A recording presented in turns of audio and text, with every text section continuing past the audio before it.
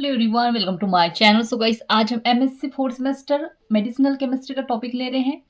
QSAR free Wilson analysis most time topic है guys, हमेशा exam में आते रहता है और आपको हमेशा को कंप्लीट करके जाना है एग्जाम में। और चैनल पर रहे तो प्लीज़ चैनल को सब्सक्राइब कर दीजिएगा, बेल आइकन प्रेस कर दीजिएगा। और एक बात बतानी है, जैसे कि अभी मुझे कंफर्म पता नहीं हो रहा है कि किस टॉपिक में वीडियोस बनाना है। तो जो भी वीडियोस देख रहे हैं तो प्लीज़ अब बता दीजिए मुझे कि किस सब्जेक्ट के नोट्स यूट्यूब पे डालने हैं। ठीक है, जो भी सब्जेक्ट के नोट्स डालने हो उसके लिए आप मुझे बता सकते हैं। ठीक है, तो मैं उस सब्जेक्ट के जल्दी से बना दूंगी। ठीक है, और अगर नोट्स पर टेस्ट करने हैं तो उसके लिए आप मुझे व्हाट्सएप में मैसेज कर सकते हैं, डिस्क्रिप्शन में व्हाट्सएप नंबर शेयर कर दिया है। चलिए आगे देखते हैं। फ्री विल्सन दृष्टिकोण वास्तव में एक संरचना गतिविधि आधारित पद्धति है। ठीक है, जो फ्री विल्सन दृष्टिकोण वास्तव में क्या है, एक संरचना गतिविधि आधारित वृद्धि है। अब इसको अच्छे से डिटेल में समझेंगे तो हमको समझ में आएगा, जिसमें मूल संरचना की जैविक गतिविधियों को मापा जाता है और विभिन्न प्रतिस्थापन वाले एनालॉग्स की गतिविधि के साथ तुलना की जाती है। अब यहाँ पे 3 पार्ट दिए हुए हैं: parent structure, activity of analogs, bearing different substituent, और biological activity measured and compared with. आगे देखते हैं।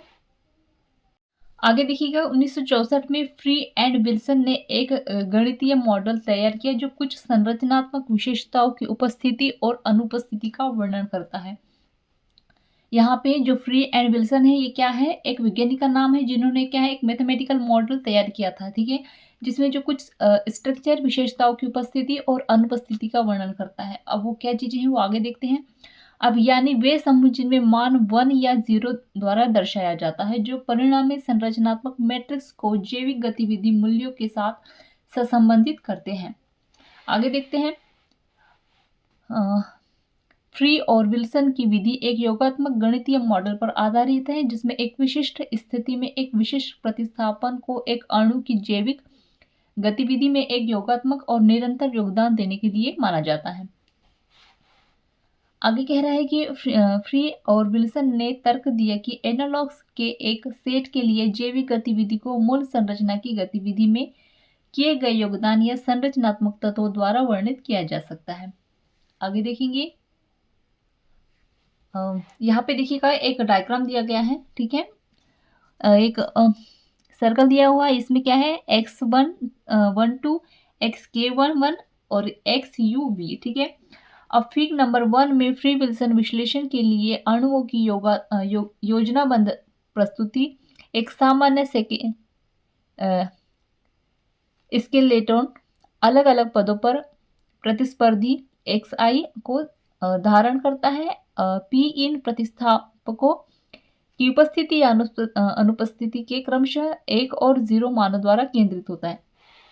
ठीक है, यहाँ पे जो फ्री विल्सन एक वैज्ञानिक थे, विश्लेषण के लिए अणु की योजनाबद्ध प्रस्तुति दी, जिसमें क्या एक सामान्य स्केलेटन अलग अलग पदों पर प्रतिस्पर्धियों xi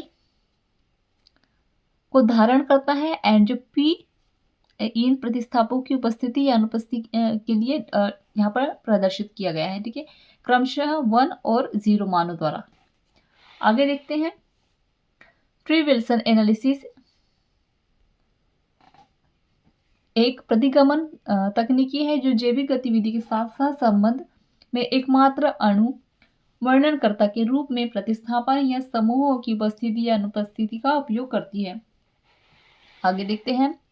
यह एकमात्र संख्यात्मक विधि है जो सीधे तौर पर संरचनात्मक विशेषताओं को जैविक गुणों से जोड़ती है।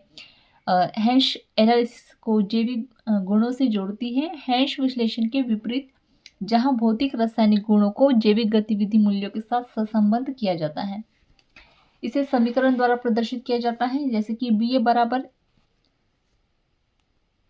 Mega AI XI plus U।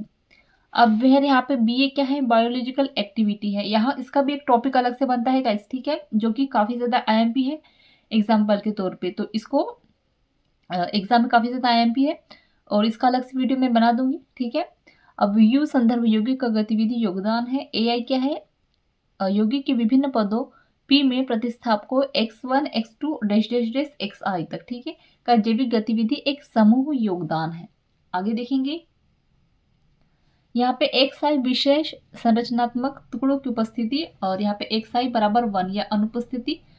उपस्थिति के लिए क्या करेंगे, हम xi 1 को यूज करेंगे और अनुपस्थिति के लिए xi 0 का यूज करेंगे, ठीक है, जो दर्शाता है, ठीक है। मतलब अगर कोई संरचनात्मक टुकड़े अगर उपस्थित है, अगर मान उपस्थित है तो क्या लिखेंगे, हम xi 1 का यूज करेंगे, और अगर अनुपस्थित है तो 0 का उपयोग करेंगे, ठीक है। इतनी बात आई समझ में। सो गाइस यहाँ पे जो है हमारा टॉपिक एंड होता है।